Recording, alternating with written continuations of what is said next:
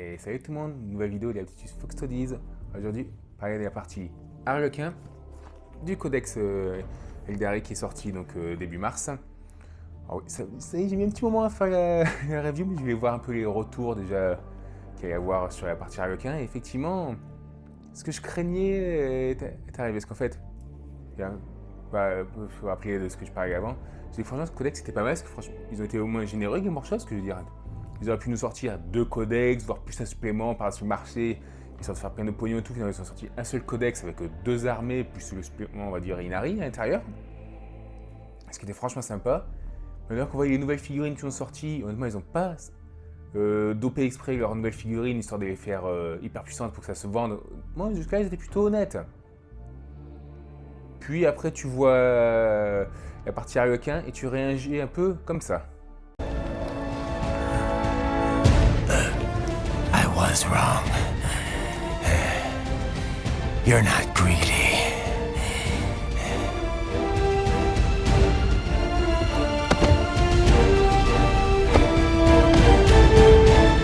You're batshit insane!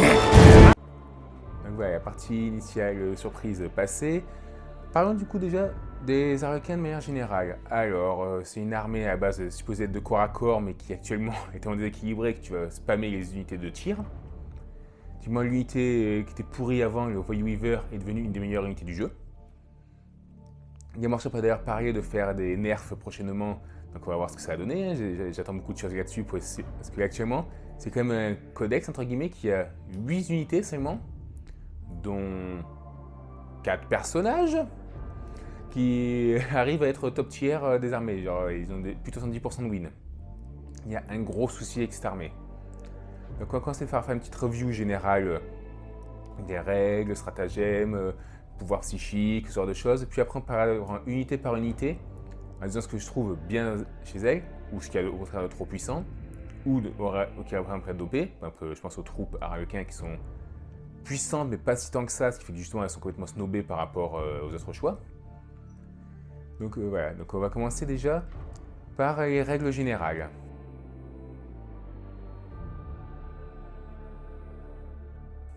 Alors ce qu'on voit dans les règles générales, c'est-à-dire c'est les règles que toutes les unités globalement Harlequins ont. Alors on va au début du codex, voilà. Alors, ils ont modifié les anciennes règles Harlequins. Avant, tu avais la ceinture anti-gravité pour passer les corps, les unités, la signe 4 plus 1 vue, mais ils ont tout mis ça sur une seule règle, appelée la panoplie d'Harlequin, qui par le marché permet aux Harlequins d'avoir -1 pour être touchés au corps à corps. C'est pas mal, mais c'est pas non plus top, je veux dire. Les 40k, c'est surtout au tir qu'à la létalité complètement exagéré. Donc, pourquoi pas. Alors, Crescendo irrésistible, il reste le même, donc tu peux charger après avoir fait un jet d'advance. Et tu peux également charger et tirer après avoir battu en retraite. Toujours très bien. Je veux dire, les Harlequins, c'est un peu une armée qui est connue pour snobber les rules, les règles. Donc tout va bien. Ils ont obtenu aussi, sinon, la chance du Moqueur. On va dire, c'est un peu leur équivalent des dés de destin des Eldar, sauf qu'au lieu d'avoir des 6 automatiques, mais tu dois choisir au début de ton round pour savoir exactement dans quoi tu comptes les utiliser, donc pour planifier à l'avance. Là, pour le coup, c'est plus en réaction, parce que du coup, tu obtiens des jets de relance, comme une stratégie un peu de relance, mais limité aux touches, blessures, dégâts, sauvegarde et jet d'advance. Mais du coup, en partie 1000 points, tu as 2 de CD. 2000 points, tu as 3 de CD. 3000 points, tu as 4 de CD. Et au début de chaque round, tu peux lancer jusqu'à 6 dés. Mais si tu fais un double au milieu de ces dés que tu lances, tu ne gagnes pas de dés bonus. Donc voilà, je ne suis pas un expert en statistiques. Si l'un de vous s'amuser avec les statistiques, avec les risques de faire des doubles en fonction du nombre de jets lancés, n'hésitez pas, franchement, c'est très sympa. Mettez ça dans les commentaires et je l'épinglerai.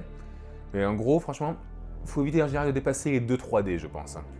Parce qu'au-dessus, ça devient trop risqué de faire des doubles. Il ne faut pas être trop gourmand, mais ça fait quand même, genre à 2000 points, tu as entre 5 et 6 relances gratuites. C'est très puissant, hein. Ensuite, on a du coup les 3 masques, enfin les Saedaf, comme ils sont surnommés maintenant. Hein. Enfin, je pense que c'est comme ça que ça se prononce. Hein. S-A-E-D-A-T-H-S. Je vais appeler ça les masques pour simplifier. Hein. Alors il y en a 3 maintenant, au lieu de 6, mais ils ont cumulé des effets en fait, que les autres avaient et améliorés. Alors il y a celui de lumière qui joue non-stop en tournoi parce qu'il est complètement cassé. En gros, tant que tu as plus de 12 pas de l'ennemi quand il tire dessus, il te touche au mieux sur du 4+. Très redoutable contre les custodes et toutes les armées qui touchent sur 3+. Et face du marché, tu peux tirer comme étant considéré comme étant immobile après un sprint. Donc tu cumules ça à leur crescendo, c'est-à-dire vraiment les Arlequins ignorent vraiment globalement toutes les règles, hein, ils s'en foutent. Hein. Quoi, les restrictions? Non, on ne connaît pas, nous. Rajoutez à ça le trait de seigneur de guerre. Tant que ton seigneur fait un mouvement de charge ou une intervention héroïque, il gagne plus en force et en attaque jusqu'à la fin du tour. En plus de faire des interventions héroïques à 6 pas, ce qui est plutôt violent, comme vous le verrez quand on en parlera plus tard, mais les coryphées, enfin les anciens troupes masters, sont quand même très violents au corps à corps. Même si pas forcément le niveau de violence d'une succube Drukhari. En même temps, elle est complètement cassée, c'est connu. Hein. 12 attaques touchant et blessant sur 2+, puis à moins 3 dégâts 2 pour 80 points, avant 60, c'est complètement n'importe quoi. Il n'y a rien de nouveau sous le soleil sur ce point-là. Ça, je parle de succube. Hein. Alors du coup, après la relique, c'est pour la prophète de l'ombre, tu augmentes la portée de ses auras de 3 pas, et ainsi que les effets de ses sorts de 3 pas. Pourquoi pas, c'est plutôt bon. Et le dernier stratagème qui vont avec eux, c'est que quand tu te fais charger, tu peux choisir au tirer en contre-charge de préparer ta défense, de bouger de 6 pas. Bah, comme ça, tu as le gars qui te charge, non, je me barre. Voilà, pour un PC. Ouais, je comprends qu'ils sont un peu surutilisés, hein, clairement, ces masques. C'était le masque obscurité, qui lui, on va dire, si il y a un nerf du lumière, c'est sur lui que ça passera, les armées. Parce qu'il est vraiment très puissant aussi. Non seulement tu améliores d'un point la PA de toutes tes unités de corps à corps, sachant que l'un des gros défauts des Arlequins, c'est d'avoir que des PA -1 ou -2 pour une armée supposément corps à corps, c'est franchement pas très élevé. Hein. Et surtout, quand une unité Arlequin meurt avant d'avoir tapé au corps à corps, elle peut taper toutes ses attaques. Bon, vous savez, normalement, le stratagème qui coûte 2 PC pour un personnage, bah ça c'est toute l'armée qui garde comme ça de base. Ça va? Alors, trait de seigneur de guerre, une 5+, enfin, toutes les blessures sur 5. Sur ton personnage seigneur de guerre, tous les jets de 5+ pour blesser cause une blessure mortelle en plus des dégâts habituels. Plutôt puissant, vous verrez, il y aura un combo avec le bouffon tragique avec ça. Oui, le bouffon tragique. Vous verrez quand j'y arriverai. La relique, tu peux dissiper un sort comme si tu étais un psycheur ou si tu étais un psycheur, tu dissipes un sort de plus. Bon, une note, si tu crains qu'il y a beaucoup de psycheurs en face, ça peut être toujours utile, mais c'est pas non plus un stapic pour le coup. Et le stratagème, il est pour le coup très situationnel, parce qu'en fait, il empêche l'ennemi d'utiliser un tir en contre-charge ou de préparer sa défense. Voilà, pour un PC. Si tu commandes contre des escouades de lance-flammes, ça peut être utile, sinon je pense pas que ce soit très indispensable. Et enfin, tu as le dernier, c'est la pénombre, celui que je trouve qui est le plus équilibré, qui va plus dans le sens d'une armée d'Arlequins qui est supposée être du corps à corps. Tu gagnes en fait la sous-percutant, donc plus une attaque quand tu charges, et chargé ou fais une intervention héroïque. Et tu fais des mouvements de consolidation et d'engagement, ça, de plus de PS, donc de 5 au lieu de 3. Toujours sympa, hein. Le trait de seigneur de guerre, il est un peu particulier. En gros, c'est l'habituel, quand tu lances un stratagème, pour chaque point de commandement que tu as utilisé, tu lances un dé sur chaque 6, tu gagnes un point C, jusqu'à un maximum de 1 par round, hein, pour rappel. Et l'autre effet, c'est que si, au moment de la chance du Geomoker, tu décides de lancer 4 dés ou plus, tu as cache le PC. Et une fois encore, 4 dés ou plus, c'est prendre beaucoup de risques quand même avec la chance du Geomoker. Donc techniquement, je pense pas que ce trait de seigneur de guerre soit très efficace. Les reliques, pour le coup, c'est eux qui récupèrent l'arme qui donne plus une attaque par round de bataille dans laquelle tu te trouves. Donc elle est toujours très bonne, hein, plus de force, PA-3, dégâts 2. Donc entre plus 1 et plus 5 attaques en fin du round. Le défaut, c'est que le Troupe Master, donc maintenant Coryphée, a perdu la reroll des blessures pour ses attaques. Mais tu as tout de même accès à un roll clé. On verra qu'il ne fait pas être blessé sur 2+. Ce qui en fait quand même toujours un bon puncher. Et enfin le stratagème, les 6 pour toucher pour une escouade blessent automatiquement. Why not? Ensuite les stratagèmes purement arlequins. Alors pour le coup, je trouve qu'ils sont plus puissants que ceux que tu avais normalement avec les Exari basiques. Genre tu as celui pour 2 PC quand tu as une unité qui a Advance, donc mouvement d'Advance de plus de 8 pas, elle a une 3+1 vue jusqu'à ta prochaine phase de commandement, ce qui est plutôt puissant. Geste de Ségorate, quand une unité ennemie en retraite, soit tu lui tires dessus pour un PC, soit tu peux bouger de 6 en consolidant pour 2 PC. Virtuose de la toile, unité Arlequin qui n'est pas engagée, tu la retires du champ de bataille et tu la mets dans les réserves. Pour 2 PC, spectacle meurtrier, lui il est très puissant. Quand tu fais un mouvement de charge, tu gagnes +1 aux dégâts des armes de mêlée sur toute ton escouade. Donc voilà, quand t'as des Harlequins à 18 points, que genre un baiser ou autre qui passe à dégâts x 3, à 4 attaques par tête, ça commence à cogner, hein, s'ils ont que force 4. Hein. Danseur de guerre pour 3 PC, une unité de troupes Harlequin, donc un shot de troupe, peut réattaquer une nouvelle fois. 3 PC, hein, c'est classique, on va dire. Aucun prix n'est trop grand. Quand ton personnage est mort avant de taper, il peut quand même taper. Et si en plus c'était un solitaire ou tué par une unité du chaos, il gagne plus en force et en attaque avant de mourir. Une petite vengeance un peu violente. Voix des héros, c'est un peu particulier. Lui, tu choisis un coryphée, puis au choix, un prophète de l'ombre ou un fond tragique. Ils gagneront tous plus d'un mouvement et plus un au jet de charge. Donc plus un jet de charge et plus un mouvement pour le fond tragique et le prophète de l'ombre. Il y a un bouffon tragique de corps à corps que tu peux faire, hein, qui est très marrant, j'en parlerai plus tard. Hein. Donc pourquoi pas, mais c'est vrai que c'est pour un seul tour. Sympa, mais pas plus. Entrée dramatique, tu choisis une escouade d'infanterie harlequin, elle fait une intervention héroïque de 6. Pour un PC, c'est plutôt violent. Tourment du puits de feu, pour un PC, un personnage harlequin hors solitaire, ayant déjà perdu au moins un ou plusieurs PV au cours de la bataille, gagne jusqu'à la fin du tour plus en force et en attaque. Ça peut être montré sympa. Favori du dieu moqueur, le stratagème pour avoir un second trait de seigneur de guerre sur un personnage. Pas mal, même si les Harlequins sont un peu limités, du coup ils ont que 3 traits de seigneur de guerre, plus 1 par masque. Mais il y a quand même de quoi faire des trucs assez marrants. Baisser de rideau, soit tu choisis de consolider normalement au lieu de consolider normalement, toutes tes figurines sont 6 pièces ou moins d'un transport de ton masque. Tu peux déplacer dans le transport au lieu de consolider. C'est sympa. Pour un PC.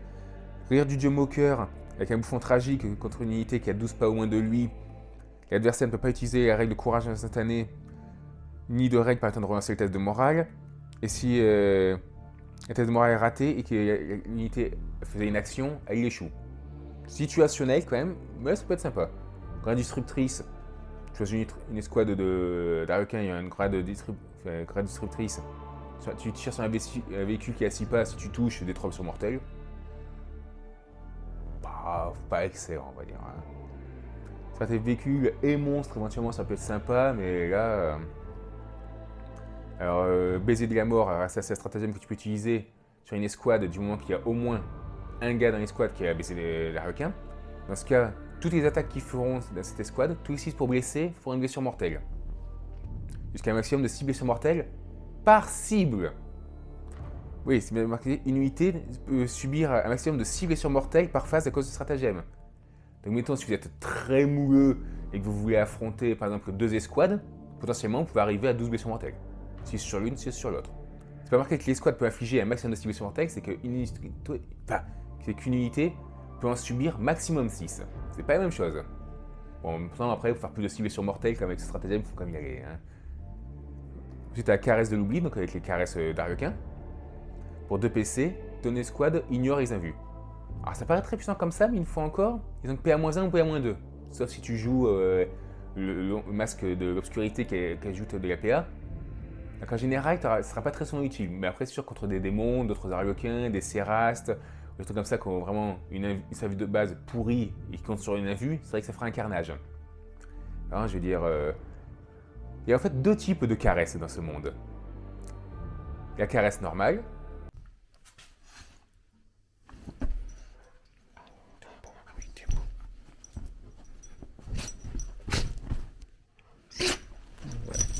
Normal. Et ensuite, la caresse version Harlequin.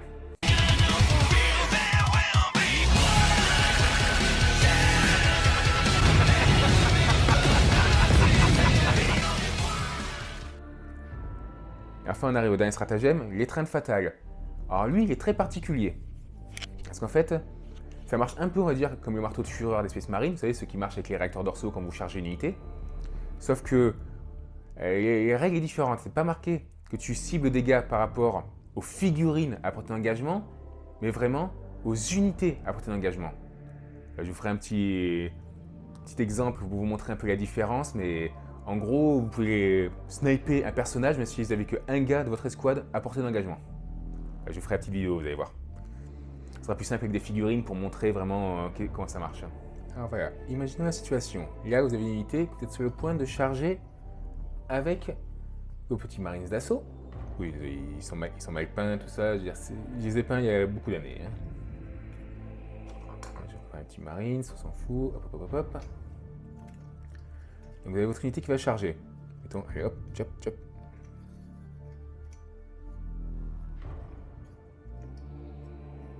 Ouais, une situation, on va dire, plutôt classique. Hein.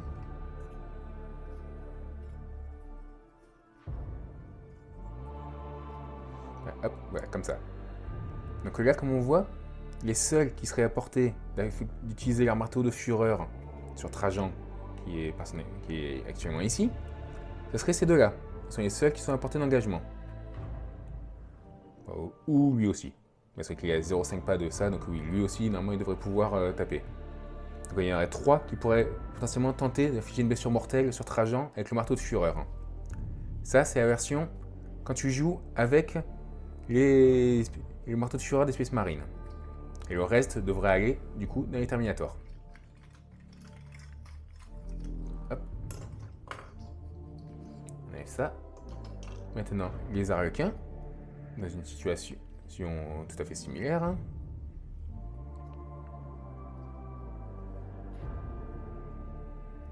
Elle va même étendre encore plus, histoire de montrer un peu la débilité.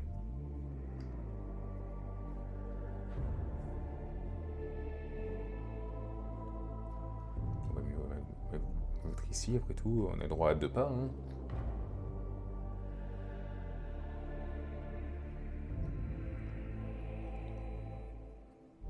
Voilà comme situation, donc la cohérence d'unité est conservée, hein, il y a les 2 pas. Hein.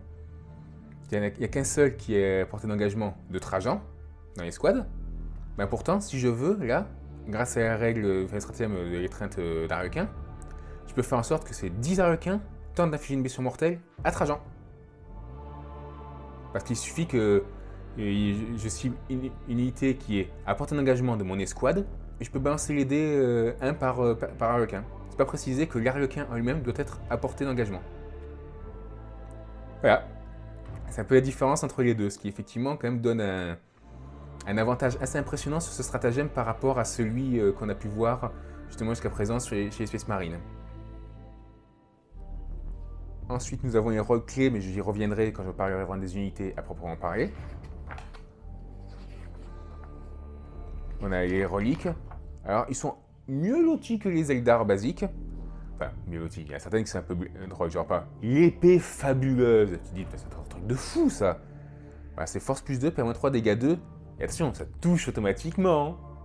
Sur des personnages qui touchent généralement sur 2+. Ouais, c'est pas fou. Hein. Disons que c'est plus ou moins équivalent si tu gagnais plus d'une attaque en fait. Donc en général, sur 6 attaques, tu feras en général à 1. Ouais, voilà. Ça peut être un bon compte si tu tombes sur un truc genre le champion des lames Custodes. Hein. Ah, tu me touches sur 4+. Non, moi je touche automatiquement. Là, on a trouvé un contre une unité qui n'est jamais jouée. C'est bien. Hein. La combinaison des lames cachées. Alors lui, c'est très marrant avec le bouffon tragique. J'y viendrai plus tard quand j'en parlerai. Mais en gros, à la fin de la phase de combat, donc il faut que tu aies tapé, que l'ennemi ait tapé et compagnie, donc il faut avoir survécu quand même. Tu lances 3 attaques, donc touchant sur 2+, vu que c'est tous les personnages arlequins un touche sur 2+. Et chaque touche réussie, c'est une blessure mortelle et fin de la séquence. Donc potentiellement, c'est une relique qui, au corps à corps, te fait coller généralement 3 blessures mortelles à chaque tour. Pas mal. Alors le crescendo, alors ça reste le pistolet relique, donc en général c'est un peu troll. Mais sur un prophète de l'ombre, un truc comme ça peut être sympa. Ça reste un pistolet quand même qui fait 6 tirs, force 4, PA-3, dégâts 2, arme shuriken. Alors on aurait bien aimé une force 5, mais une fois quand même, ouais, c'est quand même un truc qui... Tu peux tuer 2-3 Space Marines par tour avec. Pour un pistolet relique, c'est pas mauvais. Juste qu'une fois encore, est-ce que tu vas vraiment chercher ça? Pas convaincu. Mais c'est pas mauvais. Là, on arrive à la rose de Ségorac. Comment ça se prononce ce nom de merde? Sérieux. Alors ça remplace un baiser d'Arlequin. T'as plus de 1 force, PA-2, dégâts 3 et reroll des GG pour blesser. Et t'es toujours considéré comme une règle baiser d'Arlequin si tu veux utiliser le stratagème avec ton personnage. Ce que tu feras pas, hein, parce que dépenser un PC pour avoir des blessures mortelles sur du 6 pour blesser, voilà, c'est pas génial. Hein. Mais la relique en elle-même est plus lente quand même. La tenue de la brume stellaire, alors ça, c'est un prophète de l'ombre si tu veux le rendre tanky. non seulement l'ennemi ne peut pas relancer de jet pour toucher et blesser contre lui, mais une fois par bataille, tu peux avoir une invue qui passe à 3+. Voilà, si vraiment tu veux encaisser avec ton personnage, t'as ça. Et enfin, l'œil du dieu moqueur, t'as une 5+ insensible contre les blessures mortelles et les rayons de 6 pas. Toujours sympa, franchement c'est bon à prendre. Trait de seigneur de guerre, alors là, on commence à trouver des trucs un peu marrants. Hein. Alors il y en a le premier, faveur de ségorage. C'est-à-dire une fois par tour, tu peux faire en sorte qu'un jet pour toucher, pour blesser ou de sauvegarde devienne automatiquement un 6, considéré comme étant non modifié, après avoir jeté le dé. C'est pas avant, c'est après. Et ça, heureusement, c'est pété. Ouais, il y a un combo pour faire avec le bouffon tragique contre avec ça, c'est vraiment pété. Ensuite, tempête fractale. L'ennemi ne peut pas relancer de jet de touche, de blessure ou de dégâts contre un seigneur.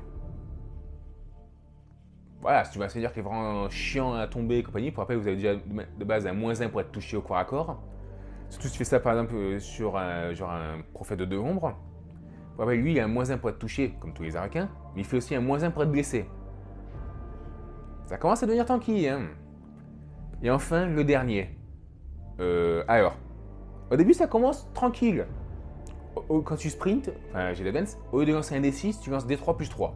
Donc 5 au lieu de 3,5, ça va, c'est pas très puissant. Puis tu vois la seconde partie. À chaque jet de charge pour ce seigneur de guerre, vous pouvez ajouter 6 au résultat. Allosaurus had never seen such bullshit before. Oui, vous avez bien entendu, vous ajoutez 6 au résultat. C'est pas tu transformes un dé en 6 ou un truc comme ça, non, tu ajoutes 6. Sachant que la moyenne de 2 dés, c'est 7, ça fait une moyenne de 13, et tu peux pas déclencher une charge à plus de 12. Donc en moyenne, tu as une charge auto. Avec un personnage qui bouge de 8, qui sprint à 5 du coup, et qui va charger de 12 auto. C'est absurde. Surtout que les coryphées peuvent être vachement violents. Une fois encore, vous mettez ça à la truc de l'ombre, avec le croc de la pénombre. Et genre, le truc pour blesser sur 2+, vous avez le personnage qui va sprinter comme un taré, qui va vous envoyer des tonnes d'attaques touchant et blessant sur 2+. Waouh! Ça, c'est la partie un peu abusée, clairement. Et enfin, pour finir, les règles générales, la discipline psychique. Alors, c'est très intéressant parce que autant la partie vaisseau-monde, je trouve qu'elle a été globalement nerf. Comme je dis, il y a souvent les coups un peu baissés, ou alors c'est la portée qui a baissé, il y a des effets qui étaient intéressants, genre le +1 à safeguard qui passait à +1 à sauvegarde d'armure, ce qui fait que tu peux stopper les invus, tout ça. Donc c'était un peu nerfé, j'ai trouvé la partie vaisseau monde, mais en version Harlequin, ça a été modifié, on va dire. C'est pas comme un nerf, un truc comme ça, des fois même quand il y a une partie qui est nerfée, il y a un up d'à côté. Par exemple, sentier crépusculaire, lui c'était un nerf, bon, tu peux lancer à 6 pas au lieu de 3, mais maintenant quand tu bouges, l'ennemi, ton unité ne peut pas charger après le mouvement bonus que tu obtiens avec ça. Un peu comme tirer. Alors qu'avant, c'est vrai que tu pouvais faire mouvement et charge. C'est un petit nerf, en même temps les double moves, clairement Games veut aller contre, et ça se comprend. Là on a quand même un double move qui permet quand même de tirer malgré tout, c'est pas mal. Brume des rêves, en fait comme voile des lames ont été modifiés. Avant, brume des rêves c'était un malus sur l'adversaire et voile des larmes une bénédiction sur tes unités. Maintenant c'est l'inverse. Brume des rêves ça fait que tu choisis une unité amie à 12 pas et tant qu'elle n'est pas la plus proche, ou à moins de 12 pas de l'ennemi, elle ne peut pas se faire tirer dessus. Avant c'était à -1 pour être touché. Et voile des larmes, donc la malédiction, au lieu de faire un -1 pour toucher à une unité qui tire sur tes unités arcains, maintenant elle ne peut pas tirer sur des unités qui sont à plus de 18 pas d'elle. Voilà, l'un dans l'autre, c'est une modification. Je veux dire, surtout le brume des rêves peut être très marrant si tu veux vraiment rendre une unité base de personnage intouchable. Tu la laisses à longue distance, pouf, tu es intouchable. Voilà. Miroir manteau a changé. C'est fini la possibilité de faire 30 blessures mortelles en un tour. Hein. Avant, tant que tu réussissais le test contre ton adversaire, donc chacun lançait un D6, et si tu faisais un résultat égal ou supérieur, tu faisais une blessure mortelle. Et tu continuais jusqu'à avoir détruit l'unité ennemie ou que l'ennemi fait un plus gros jet que toi. Donc potentiellement, tu pouvais exterminer une unité en un tour.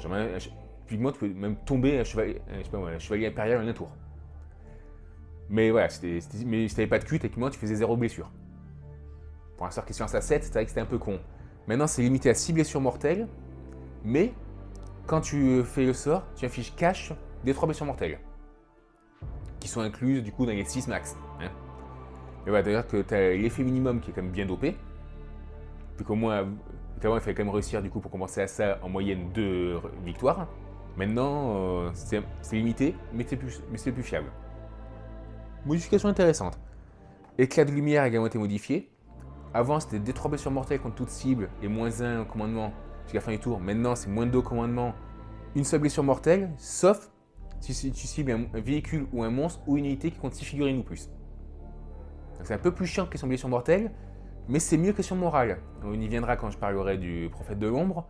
Le moins 2 au commandement est quand même très utile. Vous verrez pourquoi. Et bien sûr, il y a toujours la danse dans la toile pour la 6 plus insensible à 6 pas, qui est toujours très bonne à prendre. Hein. Surtout si tu prends la relique en lumière qui augmente de 3 pas à la portée. C'est à 9 pas que tu te fous l'insensible. Voilà. Donc on a fait le tour des règles générales. Maintenant, on va parler des unités.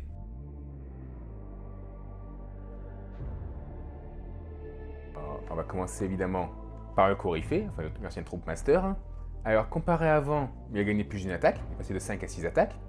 Sa capacité de reroll, maintenant on n'a fait que les unités base Harlequin, et sa reroll est 1 pour toucher, mais aussi bien en tir qu'au corps à corps. Donc fini pour son auto-reroll de tous les jets pour blesser au corps à corps qu'il avait avant. C'est un petit nerf quand même, on va pas se cacher. Hein. Bien sûr, comme toutes les unités d'Harlequin, quand il s'y prend un baiser, une caresse ou une étreinte, il profite du mot-clé pour utiliser les stratagèmes. Autant c'est pas très utile avec l'étreinte et le baiser, mais c'est pas mal quoi, si tu mets une caresse. Donc tu peux du coup annuler les invus. Alors il fait plutôt violent, donc il a 6 attaques. Comme je disais tout à l'heure avec le croc de la pénombre, il peut quand même arriver à pas mal d'attaques, surtout si tu le mets en pénombre, du coup il y a plus d'une attaque à les charge, une intervention héroïque où il est chargé. Même en lumière, tu as le Seigneur de guerre pour plus d'une attaque, plus en force, avec du coup à 7 attaques. Cette attaque avec la rose de Ségorach, ça fait quand même beaucoup de dégâts. Il a donc 3 recrues différents. Prince de la lumière pour que les unités bases à 6 pas au moins de lui ajoutent 1 à leur jet de charge.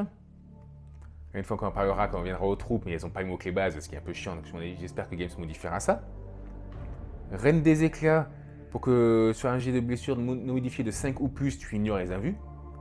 Avant, on avait une capacité à faire 2 blessures mortelles après avoir tapé contre une unité. Mais ça a été remplacé par ça. Pourquoi pas? Les annulés invus peuvent être utiles, mais c'est du coup que sur du 5+. Ce que j'aime bien, c'est que du coup, c'est pas un annulé invu no-brain que tu peux faire contre n'importe quoi. Là, c'est uniquement contre n'importe quoi, mais c'est que sur du 5+. Ouais, il y a qu'un tiers TG pour blesser qui annuleront les invus en fait, donc ça limite un peu le truc. Et le meilleur, je pense vraiment, le roi voilé, tant que tu attaques un truc qui n'est ni monstre ni véhicule, tu blesses sur 2+. Sachant que tu as perdu la reroll des blessures, c'est quand même pratique. Donc on peut faire quand même des personnages assez violents. Hein. Et, si vous mettez en pénombre avec l'héroïque qui va bien, il va donc arriver à un total de 12 attaques au tour 5, touchant et blessant sur 2+, PA-3 dégâts 2, potentiellement dégâts 3 si tu utilises le stratagème pour pouvoir puiser en dégâts quand tu as chargé avec une unité d'infanterie, ce qu'il est, après tout. Donc il y a quand même moyen de faire vraiment du très gros dégât. En lumière, bon c'est moins bon que ça parce que du coup il t'a pas le croc de l'ombre, mais tu as quand même accès au baiser de Ségorach qui est quand même pas mal avec ses dégâts flat 3, potentiellement dégâts flat 4 avec le stratagème. Si tu tombes contre des trucs qui ont 4 PV, genre des custodes, c'est toujours utile potentiellement pour les one-shot. Hein. Donc tu as quand même un personnage qui est plutôt violent et qui coûte pas cher. Hein. Je veux dire, le Coryphée de base, ouais, il est là, il vaut 75 de points.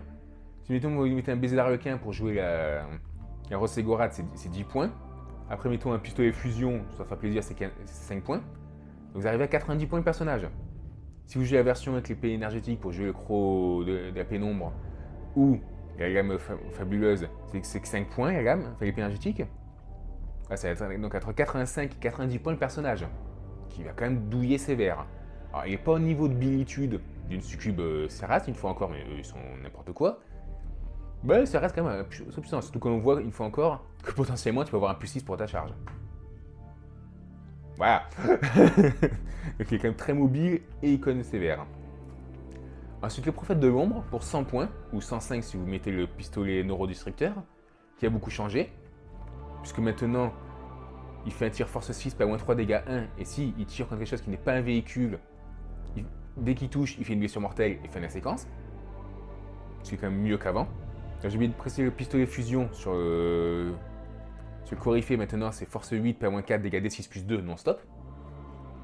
Voilà, c'est toujours sympa pour les pistolets fusion. Alors, le prophète de l'ombre, il a un peu changé dans le sens où, du coup, il affecte les bases et personnages avec son aura de reroll, de -1 pour être blessé. Ce qui est pas mal, parce que du coup, ça marche quand même sur lui, sur d'autres persos. Bon, sur les bases, donc techniquement, base actuellement, il n'y a que les motojets qui l'ont. Vivement qu'ils mettent ça sur les troupes, quand même, c'est un peu scandaleux que les troupes n'aient pas le mot-clé base. Alors, comme je dis, il y a des sorts qui ont été modifiés, mais justement, celui qui fait le moins 2 au moral est quand même sympa, parce que son lance-grenade hallucinogène, il a changé. Maintenant, il fait des 3 tirs au lieu d'un seul, avec déflagration. Et chaque fois, et pareil comme avant, chaque fois que vous faites une touche, vous lancez 2d6 et vous faites par rapport au commandement, d'où l'intérêt de faire un -2. Et là, pour le coup, c'est qu'une seule blessure par tir. Alors, avant c'était des 3. Mais une fois encore, c'était qu'un tir. Voilà, donc quand vous cumulez ça avec le pistolet, neurodisrupteur, qui fait une blessure mortelle, vous avez ça, si vous faites au -2 au commandement de l'ennemi, vous avez de fortes chances de faire comme 2 blessures mortelles supplémentaires, plus les blessures mortelles dues au sort, justement, qui donnent -2 au commandement, et éventuellement un petit smite, vous obtenez quand même une bonne machine à smite. Hein. Le casté à double move peut toujours être utile si vous déplacez une unité pour prendre un objectif ou un truc comme ça. Ce qu'une fois encore, ça n'empêche pas de tirer. Donc si vous avez des escouades d'arlequins qui peuvent s'amuser avec des pistolets fusion, des trucs comme ça, vous avez quand même de quoi vous faire plaisir. Hein. Franchement, je pense qu'il y aura souvent 2 prophètes de l'ombre, ils sont quand même pas mal. Le Coryphée, c'est un peu lié aux reliques, je veux dire. Si tu prends la gamme fabuleuse Tova, tu peux avoir 2 Coryphées, donc en général c'est la rose Segwart qui est plus intéressante. Mais si tu joues en pénombre, pour le coup, tu en auras généralement 2. Un avec la rose et un avec le croc. Parce que ce sont 2 très très bonnes reliques. Du coup, tu auras 2 castagneurs de compétition. Hein. Ouais, du coup, en role-clé, le prophète de l'ombre, il y en a 3 aussi. Un qui fait que tant qu'il a 6 pas ou moins d'unités ennemies, on souffrait 1 au nombre d'attaques qu'a cette unité. Ça peut être sympa.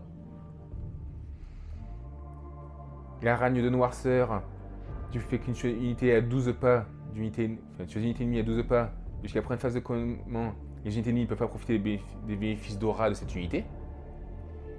Assez particulier, il faut quand même être à 12 pas d'unité, donc potentiellement d'un personnage, qui n'est pas forcément l'endroit où tu mets ton prophète de l'ombre. Mais si, il tank comme décemment pour un personnage speaker. Hein. Et surtout, si tu joueras le plus, architecte des reflets. Tant que l'unité de ton masque, c'est pas base, hein, c'est masque uniquement, est à 6 pas ou moins de ce personnage, donc c'est lui, les personnages, les motojets, les véhicules et tout, ils sont considérés comme étant 6 pas plus loin que ce qu'ils sont réellement. Donc par exemple, si tu veux une arme qui normalement touche, qui tire à 12, il faut que l'ennemi soit à 6 pour être considéré comme étant à portée. Voilà, c'est pas mal pour lutter contre tout ce qui est les armes à fusion, les armes à tir rapide, les armes à courte portée. C'est franchement un très gros bonus, et une fois encore, ça marche sur toutes les unités de ton masque. Donc c'est un must-have quand tu joues ça. Ça coûte 25 points, mais c'est 25 points très bien investis. Hop. Alors, on arrive aux troupes.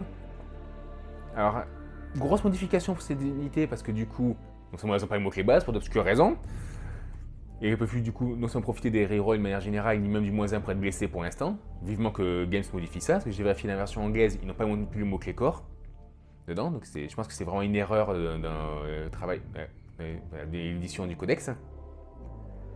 Donc forcément, le fait d'avoir que force 4 la plupart du temps fait vu qu'ils ont perdu la full reroll des blessures est un peu gênante. Mais également, ils ont modifié le datasheet de sorte à ce qu'il corresponde à ce qu'il y a dans la boîte. Je rappelle, avant, les gens aimaient bien équiper avec 5 pistolets fusion, alors que tu n'en avais que 2 dans la boîte. Maintenant, c'est fini. Ils ont vraiment fait en sorte que tu peux l'équiper avec tout ce que tu as dans la boîte. Donc par boîte de 6 que tu achètes, tu as normalement dedans 2 pistolets fusion, 2 neurodisrupteurs, 6 baisers derrière le quin, 2 étreintes, 2 caresses et une épée énergétique. L'épée énergétique d'ailleurs qui est là pour normalement le chef, qui du coup a 2 PV. Maintenant il y a un chef à 2 PV, il n'a pas d'attaque supplémentaire, mais c'est un PV supplémentaire. Toujours ça de prix. Hein. Donc comme il dit, du moment que tu as la bonne arme, tu obtiens le mot-clé qui va bien pour utiliser le stratagème soit de baiser, soit de caresse, soit d'étreinte. Ça c'est une unité qui est quand même pas mal, c'est-à-dire 13 points de base quand tu mets l'arme de base d'Arlequin qui donne plus une attaque PA-1, donc tu as quand même 5 attaques. 6 en pénombre ou 5 PA-2 si tu as du coup l'obscurité. Et maintenant 13 points, ça reste tout à fait décent. Hein. Quand tu as la mobilité, du 4+, et tout. En général, maintenant, tu vas plutôt les gens chercher les pistolets et compagnie, et mettre éventuellement une arme de chaque pour avoir les mots-clés, et le reste avec juste les épées d'Arlequin. Comme ça, c'est moins cher. Et de toute façon, ça peut profiter également des stratagèmes. Et ça te fait économiser des points. Donc, comme ça, je veux dire, t'es tout gagnant. Hein. Donc c'est une troupe qui est franchement sympa, une fois encore. Sa réelle utilité ne viendra vraiment que si il récupère les mots-clés base. Actuellement, c'est un peu abusé que le choix de troupe, appelé une troupe, n'est pas le mot-clé base. C'est hallucinant. Alors, on arrive maintenant au bouffon tragique. Alors, il y a 2 grosses versions pour être jouées. Grâce, entre autres, justement, au rôle-clé. Alors, le premier, et le plus classique, c'est-à-dire qu'il va vraiment avec son rôle, surtout c'est un personnage de type sniper. Donc, tu t'attends à ce qu'il aille sniper, mais donc au tir, vu qu'il a une sorte de canon shuriken amélioré qui peut toucher les ennemis, même avec attention, en ignorant les règles, attention messire, attention monsieur. Et il y a aussi un rôle-clé pour 15 points, qui le fait passer du coup, si je dis pas de conneries, 70 points. Il a combien déjà de base? Je crois qu'il est à 55. Ouais, ça il y a 55 de base, donc il passe à 70 points dans ce mode-là. À chaque 6 que tu fais pour toucher, l'attaque génère 3 touches supplémentaires automatiques. Et c'est là où justement il y a le trait de seigneur de guerre qu'on a parlé avant qui vient dans l'action. Parce que du coup, quand tu mets le trait qui fait que tu peux transformer un G pour toucher, blesser ou de sauvegarde en un 6 non modifié, bah, potentiellement tu es sûr d'avoir un 6 au moins avec ça. Donc voilà, donc, si jamais tu as un qui traîne, c'est lui que tu transformes en 6 et tu obtiens donc, le 6 donc avec les 3 touches supplémentaires. Et si jamais tu as un 6 sur le marché, hein, donc ça te fait encore plus de touches. Hein. Donc on va dire qu'au minimum tu peux compter sur un gars qui va faire 6 touches. À moins vraiment de faire au moins 2-1 sur 3D. Bah, 6 touches, force 6, pas moins 2 dégâts 2, touchant les personnages, même s'ils sont, enfin, tant qu'ils ne sont pas à proximité d'un garde du corps. Pour 70 points. C'est correct, hein. Quand même, ça fait un bon gros sniper, hein. Il n'y a pas beaucoup de trucs qui vont résister à ça. Un des pouvoirs qu'il a, qui n'est pas très utile, Seigneur des eaux de cristal. Quand tu tires sur une unité ennemie, autre que véhicule ou monstre, elle a moins 2 à sa caractéristique de mouvement et ne peut pas tirer en état d'alerte ni préparer sa défense. Et si vraiment tu veux jouer 3 bouffons tragiques, pourquoi pas, hein, mais c'est pas non plus le truc le plus fou du monde. Et surtout, on arrive au dernier combo que j'ai surnommé le bouffon mortel. Vous allez vite comprendre pourquoi, avec l'abréviation BM. Alors déjà de base, vous limitez le reclé fantôme de la faille. Alors, ça, voilà, qui a été mal pensé, quand même, cette partie du codex-là. Avant, c'était un truc qui te permettait de faire des blessures mortelles uniquement au tir, sur 5+, et d'ignorer les couverts. Il a été modifié maintenant dans ce codex, donc tu ignores toujours les couverts. Tu affiches des blessures mortelles sur 4+, même au corps à corps. C'est juste à chaque attaque, c'est pas précisé à chaque attaque de tir. Et c'est pareil dans la version anglaise, c'est pas précisé attaque de tir. Donc déjà, quand on sait qu'il y a 5 attaques corps à corps, déjà de base, il peut quand même coller pas mal de blessures mortelles. 6 potentiellement si tu joues en truc de la pénombre où tu as plus d'une attaque, hein, pour rappel. Plus donc tu as déjà 3 tirs, donc tu as quand même des chances de coller au moins une blessure mortelle là-dessus. Tu lui mets ensuite, disons, il y a un relique qui permet de faire 3 petites attaques supplémentaires causant des blessures mortelles. On va dire que tu peux facilement causer dans les 6-7 blessures mortelles en un tour sur un personnage. Entre le tir, enfin les 3 tirs que tu vas lui faire, plus les attaques de corps à corps faisant des blessures mortelles, plus les blessures mortelles du relique. Et si tu es un petit peu sagouin sur les bords, et que tu joues le masque de l'obscurité, tu lui mets le trait de seigneur de guerre qui sur 5+, pour blesser, cause une blessure mortelle, et qu'en fait à chaque jet de 5 ou plus, entre le trait de seigneur de guerre et ça, il collera 2 blessures mortelles. Donc dans les stats, tu peux compter dans les 7-8 blessures mortelles causées en un tour. Entre ce qu'il va faire au tir au corps à corps. Ah oui, il faut qu'il survive, c'est vrai, à riposte pour pouvoir utiliser les 3 attaques de la relique. Et voilà, on part quand même d'un gars qui a moins d'un point de touche au corps à corps, 4+1 vue, potentiellement 3+ pendant un tour si tu as utilisé le stratagème qui va bien. Et dans un codex qui, pour rappel, a la capacité d'avoir plein de rerolls dont des blessures, enfin, dont des sauvegardes. En gros, votre bouffon tragique, ça fait un peu ça.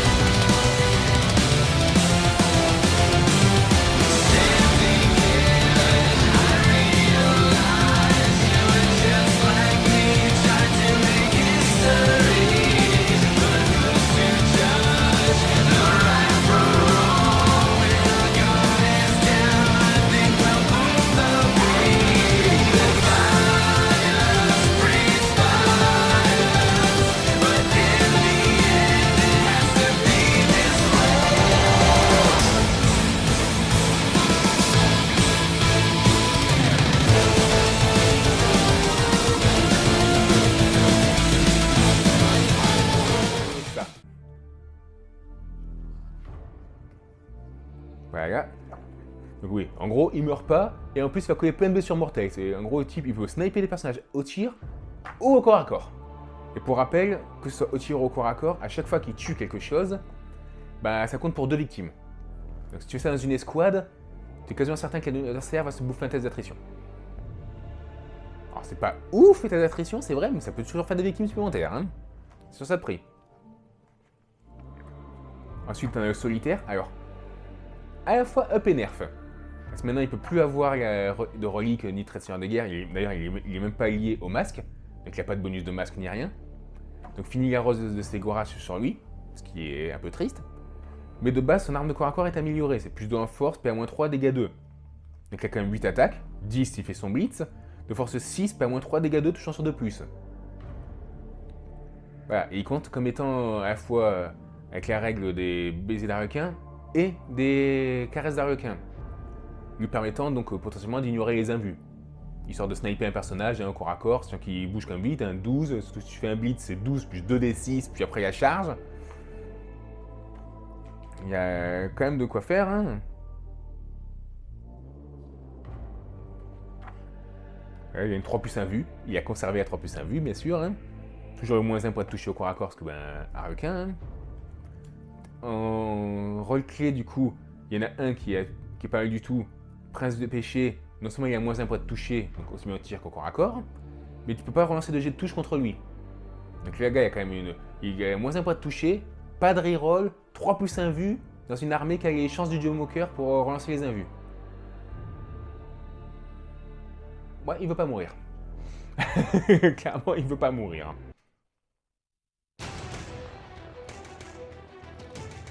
Why won't you die?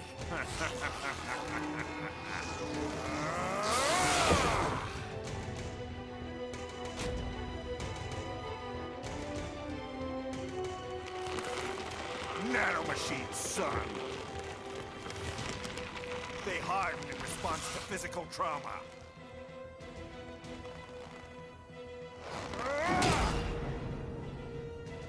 You can't hurt me, Jack.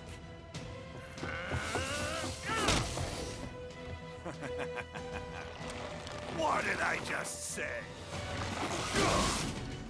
Ensuite, il y a Spectre du désespoir.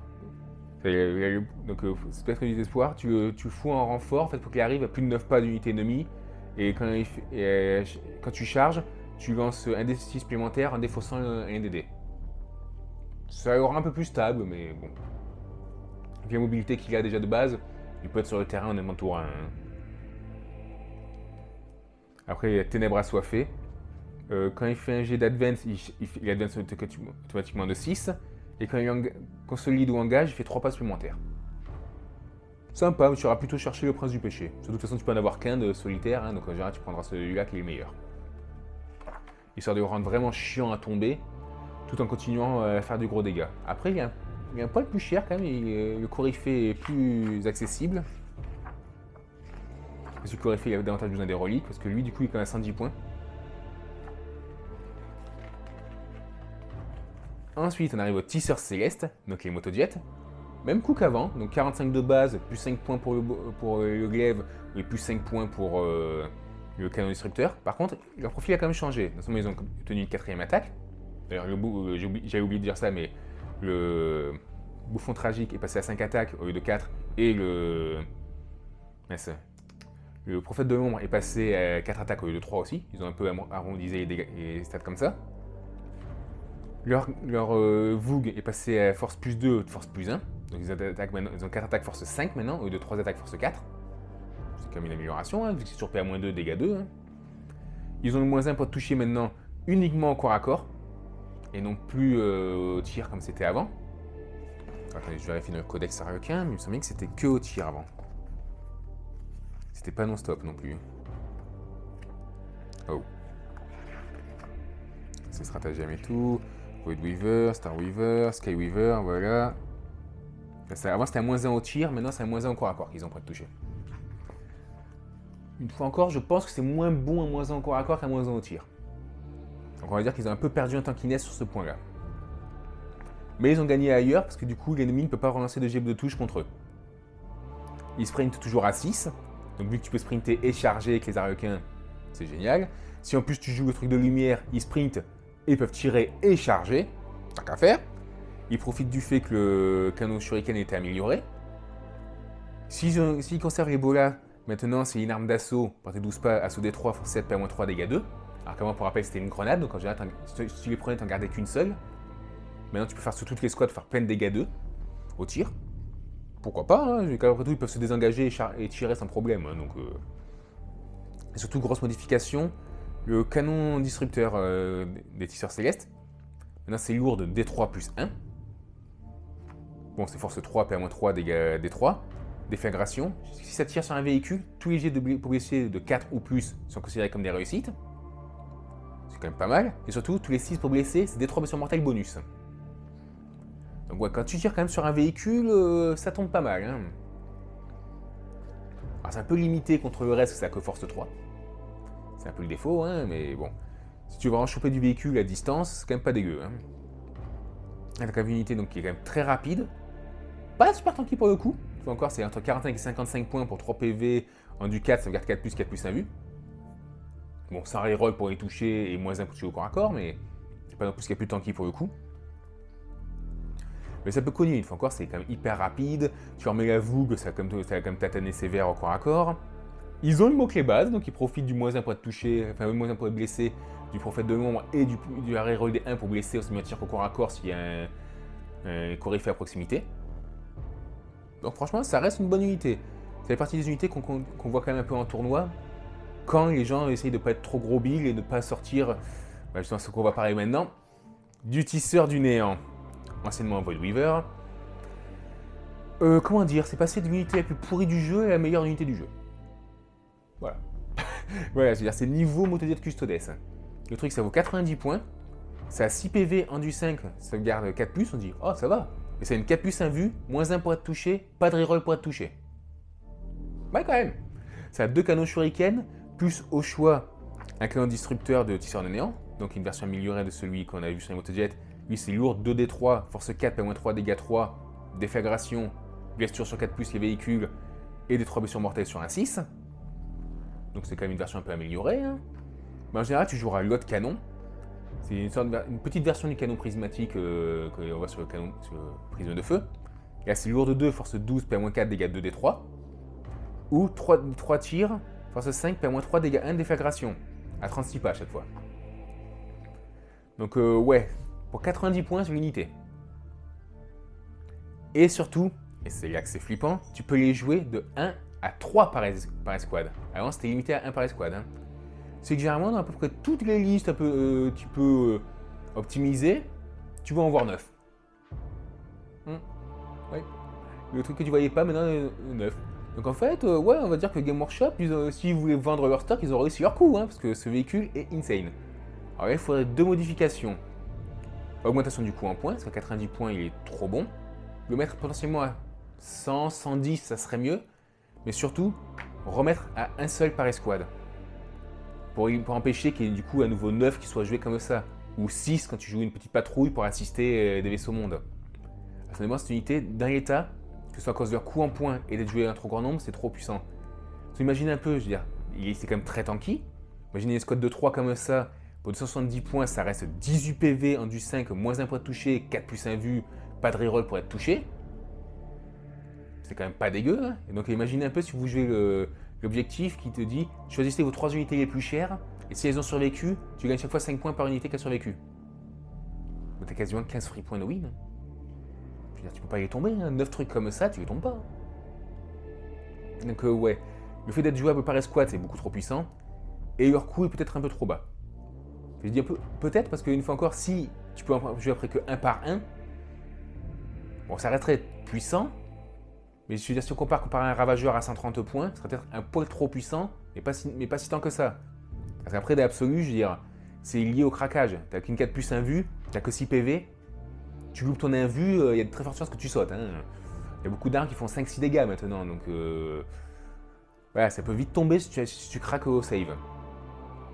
Donc à voir, peut-être les monter à 100-110 points, et shooter à une seule par slot des soutiens, et là ça deviendrait une unité respectable. Mais actuellement c'est complètement craqué, hein. Ça fait passer les Motojet Custodes pour de la merde. Alors pourtant, ils sont déjà de top tier. Hein. Et enfin, la dernière unité, le tisseur stellaire. C'est la version de transport. Donc pareil, 2 canons shuriken pour 80 points. 6 PV en du 5, moins 1 pour être touché, 4 plus 1 vue. Pas de reroll pour être touché, pareil. Ça transporte 6 figurines et c'est découvert, donc les unités à l'intérieur peuvent tirer. Honnêtement, 80 points quand tu vois que c'est 5 points de plus qu'un Rhino. Ouais, alors bon, on sait que le Rhino il est beaucoup trop cher pour ce qu'il fait. Hein. C'est plus le problème vient plus du Rhino que de ce gars-là, on est d'accord. Mais c'est vrai que si on compare par exemple un serpent, je dirais avec 3 canons shuriken, enfin, canons shuriken jumelés plus le canon shuriken en dessous, ça vous voudrait 150 points pour 13 PV en du 7, sauvegarde 3 plus, 5 plus 1 vue, pouvant pas être blessé plus facilement que 4 plus, et transportant 12 figurines. Là pour 160 points, donc seulement 10 points de plus, tu as 4 canons shuriken pour 12 PV en du 5, sauvegarde 4 plus 1 vue, moins 1 pour être touché, et pas de reroll pour être touché, et transportant du coup 12 figurines. Donc soit le serpent est un peu trop cher, ce qui est peut-être un peu le cas, soit c'est eux qu'il faudrait peut-être les monter de 5-10 points. Mais voilà, mais c'est pas non plus si affreux comparé, on va dire, à son copain version soutien avec l'arme lourde. Donc ouais, voilà. Parce que je pense pour l'instant des différentes unités qu'on peut voir du coup dans le codex Harlequin. Alors, Game Workshop a prévu un nerf sous peu. J'ai hâte de voir ce que ça va donner, hein, parce que clairement, dans l'état actuel, ça peut pas rester. Hein, ils ont plus de 70% de taux de win. Ils ont plus de taux de win que les taux et les custodes. Est-ce que j'ai vraiment besoin de préciser davantage? Même les taux et les custodes, ils se font dessus quand ils les affrontent. Voilà, ça pose problème. Sauf que le problème, c'est que ça déséquilibre également un peu les armées Eldari. Parce que quand tu joues Vaisseau Monde, il y a souvent une patrouille Harlequin qui est mise avec.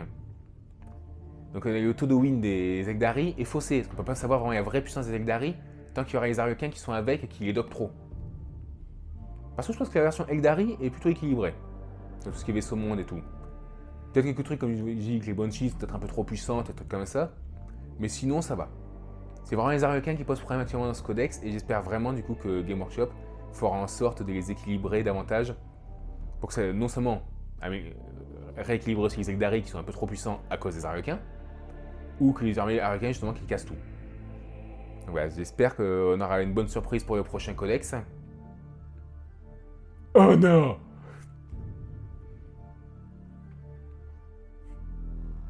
Oh non, qu'est-ce qu'ils ont fait? Ouais, j'ai un peu trop regardé les premiers leaks dessus. Oh non. Bon, j'apparaîtrai plus tard vu que j'ai entre des tyrannides, mais ils sont pas peints, il faudra voir je les peigne. Mais clairement, je pense qu'ils sont niveau Harlequin comme les nouveaux tyrannides. Il faudra voir avec le retour des premiers tournois, mais je pense vraiment qu'ils sont niveau Harlequin. Game, s'arrêtez ça, pitié. Voilà, donc, bon, essayez quand même de profiter au mieux de votre hobby préféré, malgré les derniers codex un peu trop pétés qui sont sortis. Hein. Soyez sympas entre vous, ne jouez pas Harlequin, ou quand vous jouez des armées pétées, évitez de spammer ce qui est trop puissant, hein, histoire que tout le monde apprécie le jeu. Et prenez soin de vous, et à la prochaine. Bye!